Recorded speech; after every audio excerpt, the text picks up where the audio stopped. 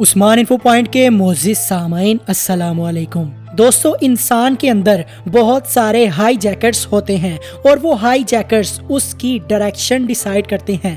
ایک طیارہ فضا میں پرواز کرتا ہے، اچانک ایک ہائی جیکر اٹھتا ہے، ہتھیار نکالتا ہے، پائلٹ کے پاس جاتا ہے اور کہتا ہے کہ جہاں میں چاہتا ہوں جہاز کو وہیں لے کر جاؤ۔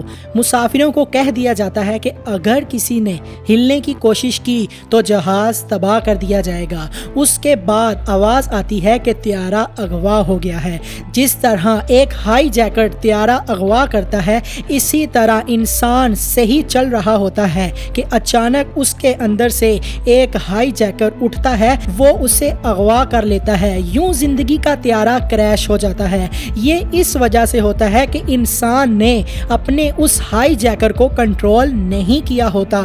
ہر انسان چاہتا ہے کہ اس کی سمت درست ہو، وہ کامیاب ہو، لیکن اس سے پہلے ہائی جیکر کو کنٹرول کرنا بہت ہی ضروری ہے۔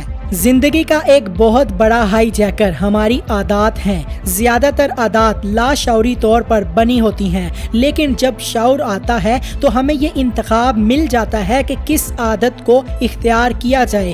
بعض لوگوں کی شخصیت تو بہت شاندار ہوتی ہے، لیکن عادات ٹھیک نہیں ہوتی۔ بعض کے والدین کا بہت نام ہوتا ہے، لیکن اولاد میں وہ عادتیں نہیں ہوتی۔ بعض خود بہت اچھے ہوتے ہیں، لیکن ان کا برتاؤ ملازموں کے ساتھ اچھا نہیں ہوتا۔ بعض پر اللہ تعالیٰ کا کرم ہوتا ہے کہ ان کی عادات بادشاہوں والی ہو جاتی ہے۔ عادات یا تو انسان کو بنا دیتی ہیں یا تباہ کر دیتی ہیں۔ انسان پہلے عادات بناتا ہے، پھر وہی عادات انسان کو بناتی ہیں۔ اور دوستو، انسان کی زندگی میں جذبات بھی بہت بڑا ہائی جیکر ہوتا ہے۔ بعض اوقات انسان اپنے جذبات کا اظہار وقت پر نہیں کرتا، پھر ایک عمر گزر جانے کے بعد اس کا اظہار کرتا ہے، لیکن اس وقت سوائے عزت کو خاک میں ملانے کے اور کچھ نہیں ہوتا۔ اچھا بھلا گھر برباد ہو جاتا ہے اور یوں وہ اپنے جذبات کے ہاتھوں اپنی عزت گوا بیٹھتے ہیں۔ اپنی سمت درست رکھنے کے لیے اپنے ہائی جیکر کو کنٹرول کرنے کی کوشش کیجیے۔ انسان کی زندگی میں کئی طرح کے ہائی جیکرز ہوتے ہیں، ان میں لالچ ایک اہم ہائی جیکر ہے۔ لالچ ہمیشہ اس شخص میں ہوتا ہے جو اپنے آپ کو غیر محفوظ سمجھتا ہے۔ اپنے آپ کو غیر محفوظ سمجھنا یا تو اپنی غلطیوں کی وجہ سے ہوتا ہے یا پھر اس کی وجہ معاشرہ بنتا ہے۔ اپنے آپ کو غیر محفوظ سمجھنے کی ایک وجہ کرپشن بھی ہے۔ کبھی اس بات پر غور نہیں کیا گیا کیونکہ ہم سمجھتے ہیں کہ شاید اس موضوع پر سیمینار کرنے سے یہ ختم ہو جائے گی۔ یہ ایسے ہی ہے جیسے کہ پانی کے لیک ہونے کی جگہ تلاش کر لی جائے لیکن پیوند کسی دوسری جگہ لگا دیا جائے۔ جس معاشرے میں کرپشن کم ہوتی ہے وہاں پر لوگ اپنے آپ کو زیادہ محفوظ سمجھتے ہیں۔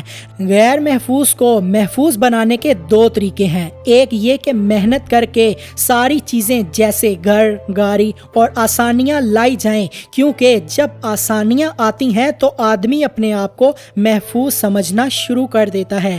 دوسرا طریقہ یہ ہے کہ اپنے اندر توکل پیدا کیا جائے اور ہر حال میں اللہ تعالیٰ کا شکر ادا کیا جائے، کیونکہ جب توکل اور شکر ہوتا ہے تب ہی آدمی اپنے آپ کو محفوظ سمجھتا ہے۔ اچھے اور برے ساتھی۔ لالچی انسان کے پاس لالچ اتنا ہوتا ہے کہ وہ اپنے ساتھ والے لوگوں کو لالچی بنا دیتا ہے۔ اس کے برعکس سخی انسان دوسروں کو اپنی اچھی عادات منتقل کرتا ہے۔ وہ خاموشی سے نصیحت کرتا ہے۔ خاموشی سے نصیحت کا مطلب یہ ہے کہ اس کا برتاؤ اتنا اچھا ہوتا ہے کہ اس کے ساتھ والے لوگ بھی اچھے ہو جاتے ہیں۔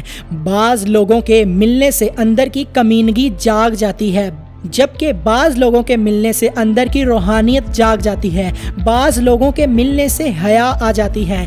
حضرت واصف علی واصف رحمۃ اللہ علیہ فرماتے ہیں کہ ایک شخص اچھی زندگی نہیں گزار رہا تھا، ایک دم نیک ہو گیا۔ کسی نے پوچھا یہ اچانک کیا ہوا؟ اس نے جواب دیا میری زندگی میں پیر صاحب آ گئے ہیں۔ اس نے کہا کون سے پیر صاحب؟ ہمیں بھی ان سے ملواؤ۔ اس نے جواب دیا میرے پیر صاحب میری بیٹی ہے۔ حضرت واصف علی واصف رحمت اللہ علیہ فرماتے ہیں کہ اچھے لوگوں کی زندگی میں موجودگی اچھے مستقبل کی ضمانت ہے۔ جب تک اپنے علم اور ادب کو اللہ تعالیٰ کا فضل کہیں گے یہ قائم رہے گا، لیکن جب یہ سمجھیں گے کہ یہ میرا کمال ہے تو پھر ناکامی شروع ہو جائے گی۔ دوستو، کتابیں آدمی کی سمت بدل دیتی ہیں۔ بعض اوقات کتاب کا احترام اتنا ہوتا ہے کہ فیض ملنا شروع ہو جاتا ہے۔ جیسے بعض اوقات ہم قرآن پاک پڑھتے ہیں تو آنکھوں سے آنسو جاری ہو جاتے ہیں اور اسی وجہ سے زندگی میں ہدایت آ جاتی ہے۔ اسی طرح سچی طلب، تلاش، محبت اور ادب سمت بدل دیتی ہے۔ حضرت بابا فرید گنج شکر رحمت اللہ علیہ نے اپنی زندگی میں بہت کم روٹی کھائی۔ کسی نے پوچھا کہ آپ اتنا کم کیوں کھاتے ہیں؟ تو انہوں نے جواب دیا کہ حضور اکرم صلی اللہ علیہ وآلہ وسلم نے اتنی مقدار میں گندم کھائی تھی تو میری کیا مجال کہ میں اس مقدار سے زیادہ گندم کھاؤں۔ یہ ادب کی انتہا ہے۔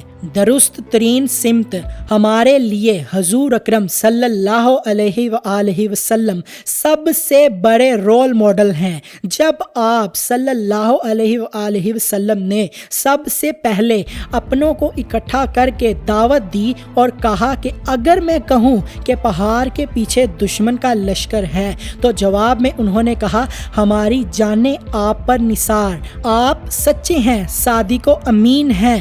ان میں ایک شخص جس کا نام عمر بن حشام تھا اٹھے اور چل پڑے۔ آپ صلی اللہ علیہ وآلہ وسلم نے آواز دی اور کہا کہ کیا آپ اس بات کو نہیں مانیں گے؟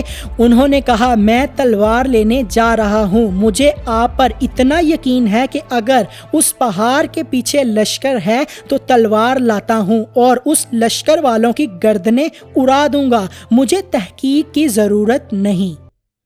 دوستو، نبی صلی اللہ علیہ وآلہ وسلم کی زندگی ہمارے لیے ہر لحاظ سے درست ترین سمت فراہم کرتی ہے۔ دوستو، انہی لوگوں کا نام زندہ رہے گا جو اچھے کام کریں گے، اس لیے دلوں میں زندہ رہنے والے کام کیجیے۔ اپنے اندر سوال پیدا کیجئے کہ میں اللہ تعالیٰ کی طرف سے آیا ہوں، کیا میں اللہ تعالیٰ کی مرضی کے مطابق زندگی گزار رہا ہوں؟ اگر یہ سوال دل میں آ گیا تو پھر یہ زندگی نہیں رہے گی، عبادت بن جائے گی۔ لیکن اگر یہ سوال نہیں ہوگا تو پھر گھڑیاں گزریں گی، دن گزریں گے، ہفتے گزریں گے، مہینے گزریں گے اور زندگی بھی گزر جائے گی۔ آخر میں صرف ایک چیز ہوگی، کاش۔ اللہ تعالی ہمیں اس کاش اور افسوس سے بچائے، آمین۔ ان ساری باتوں کو سمجھتے ہوئے آہستہ آہستہ اپنے ہائی جیکر کو کنٹرول کیجئے، اسی طرح آپ کامیاب بن سکتے ہیں۔ ویڈیو پسند آئی لائک کریں، کمنٹ کریں اور اپنے دوستوں کے ساتھ زیادہ سے زیادہ شیئر کریں اور ہمارے چینل کو سبسکرائب کر کے ساتھ بیل آئیکن کو آل آپشن پر سیٹ کر دیں۔ اللہ حافظ، ملتے ہیں جلد ہی ایک نئی ویڈیو کے ساتھ۔